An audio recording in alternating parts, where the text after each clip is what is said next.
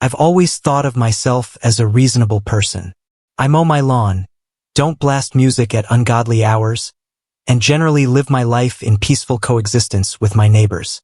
So, when I got the shiny new basketball hoop from my neighbor who was moving, I thought, what a great way to bring the cul-de-sac together. It was portable, perfect for kids and adults alike, and conveniently parked at the end of our quiet little street where no one ever parked anyway. For a year, life was good. Neighborhood kids shot hoops in the evenings, parents casually chatted while their kids played, and I got to live out my delusion of being the next Michael Jordan every Saturday morning. Pure bliss. Then it happened. I'm sitting on my porch one fine Tuesday afternoon, enjoying a coffee, when my phone buzzes. I glance down to see an email from the HOA. My first thought?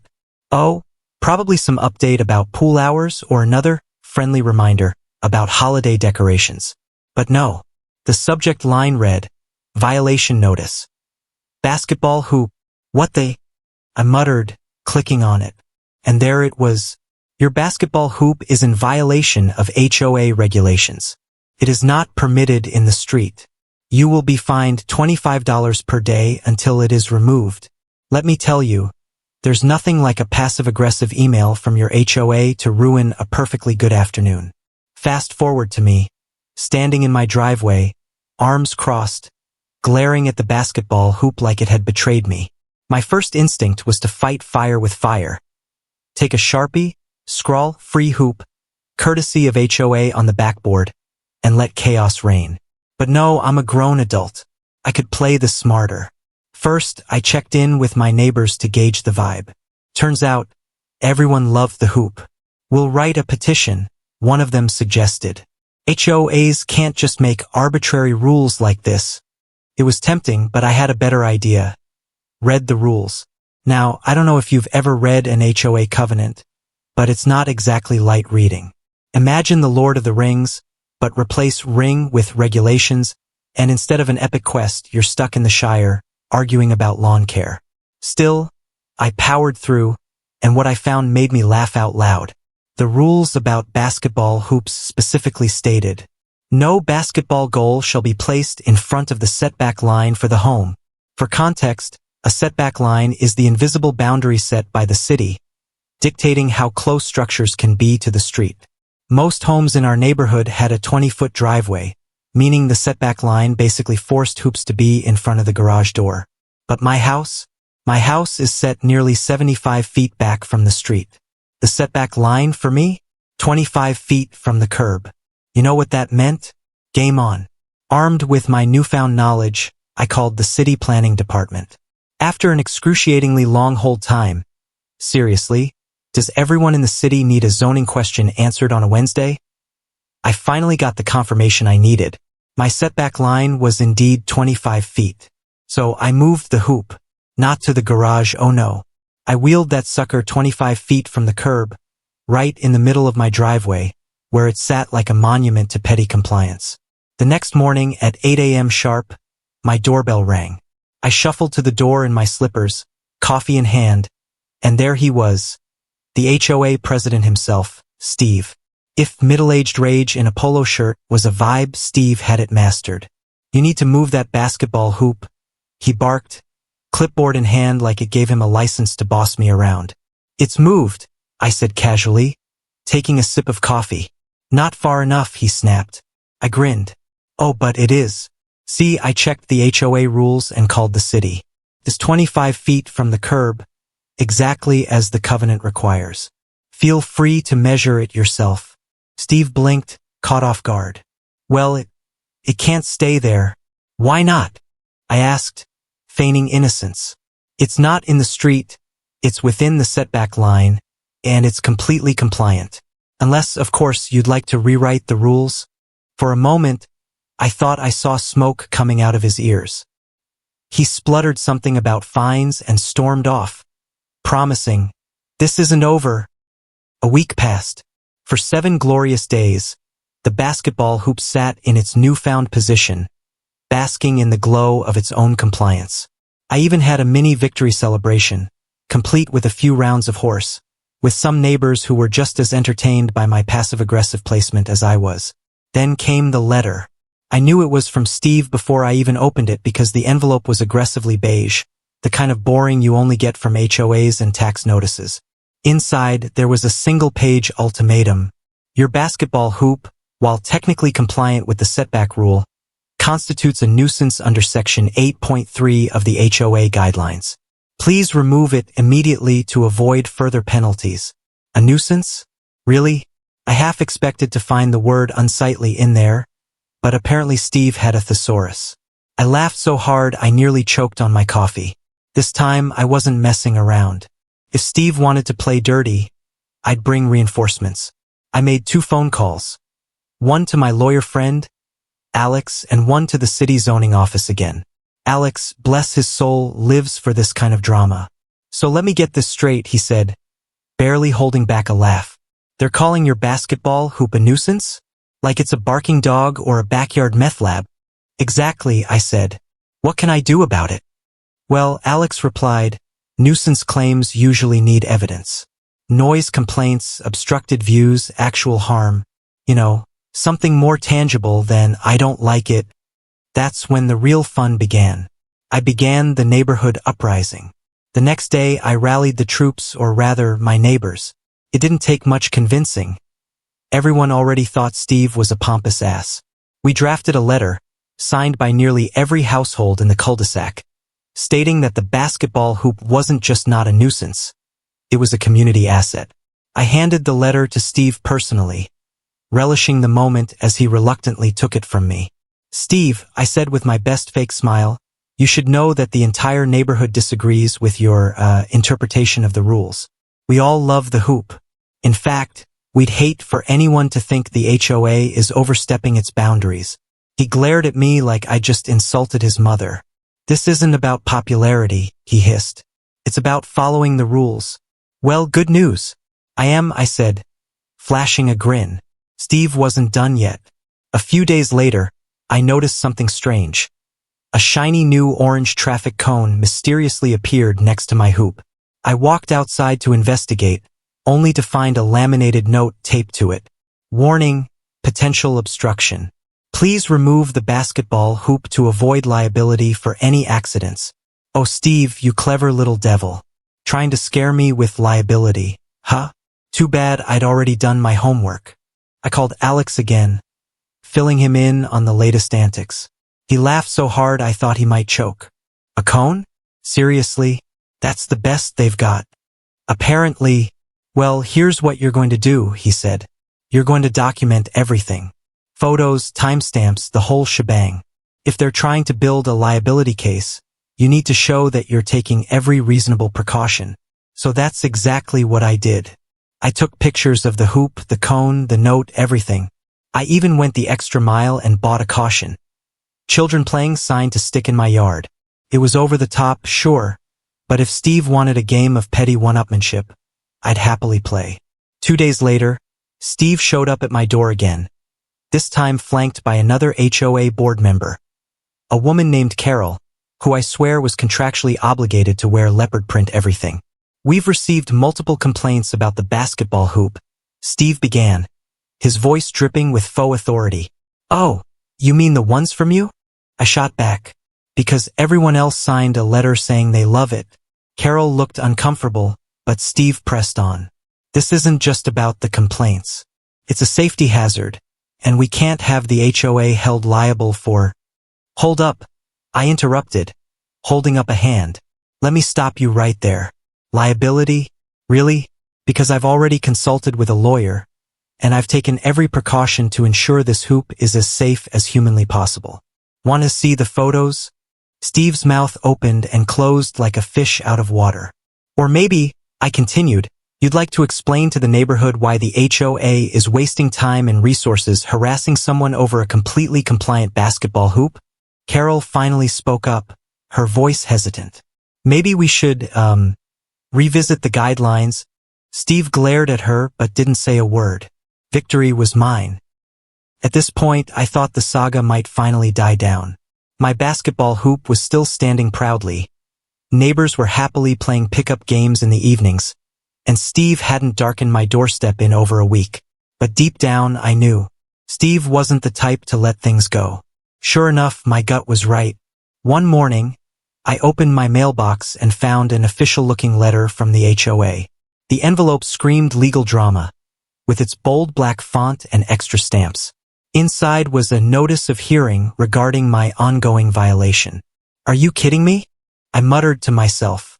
The letter said that the HOA board would be holding a special meeting to address the non-compliance of my basketball hoop, and I was required to attend. Failure to show up could result in fines, further action, or, as they ominously hinted, escalation to legal proceedings. By now, this was personal. Steve had made it clear that he wasn't just enforcing rules. He was out to prove a point, and I wasn't about to let him win.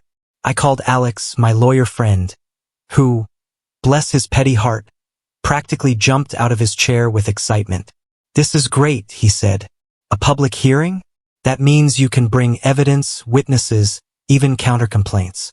It's like HOA court. HOA court? I repeated. I feel like I'm living in an episode of Parks and Recreation. Just play it smart, Alex said. Bring your neighbors, bring the letter they signed, and keep your cool. The more ridiculous they look, the better for you.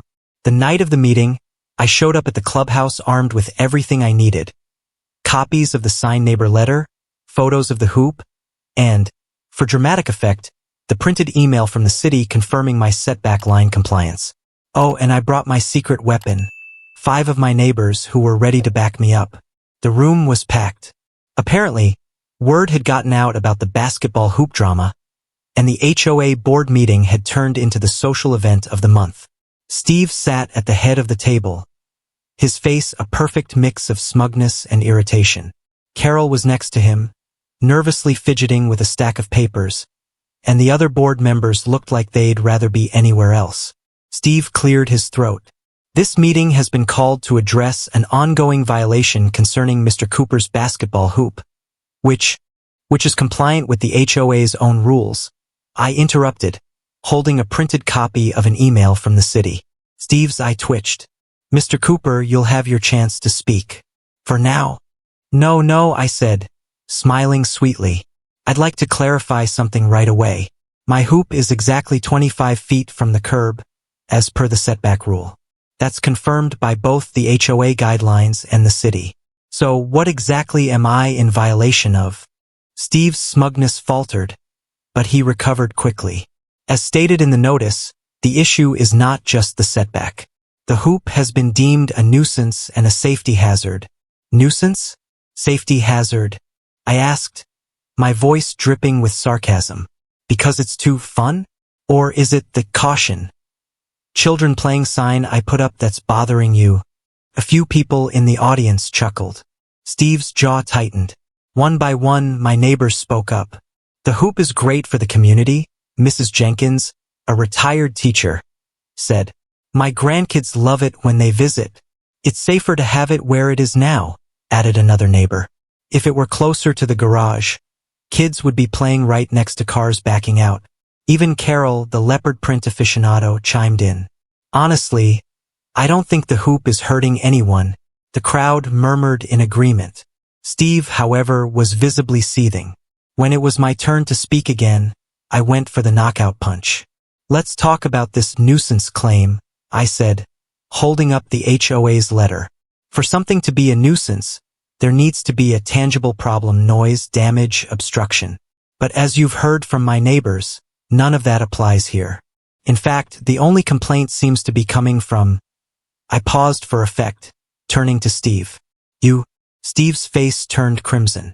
And let's not forget, I continued, holding up the neighbor petition, this letter, signed by nearly everyone in the neighborhood, clearly states that the hoop is appreciated and welcome.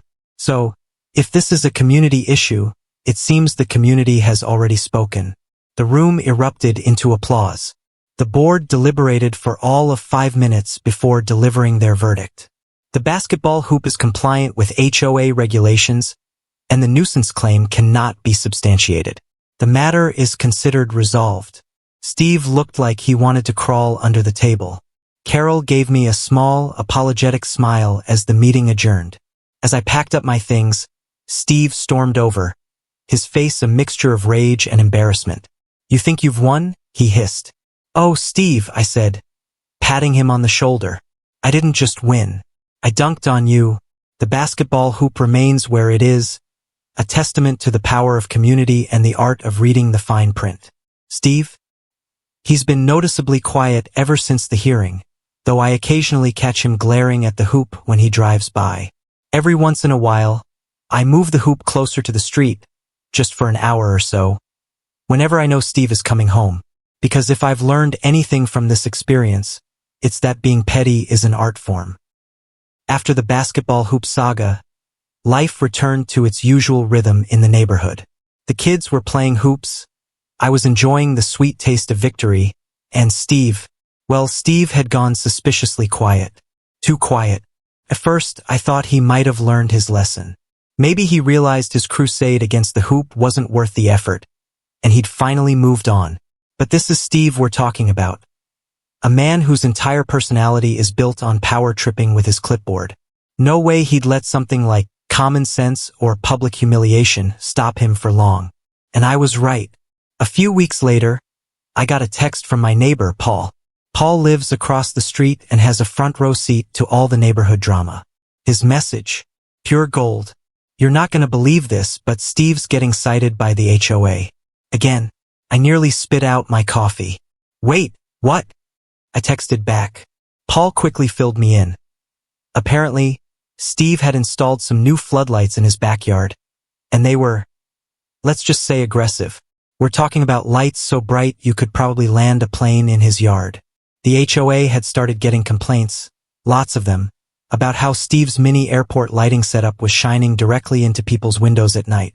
I couldn't resist walking over to Paul's house to get the full scoop in person. "So let me get this straight," I said, leaning on Paul's porch railing. "The same guy who tried to fine me for a basketball hoop is now violating the HOA rules himself?" "Oh, it gets better," Paul said, grinning. "He's refusing to take them down. Says they're necessary for security."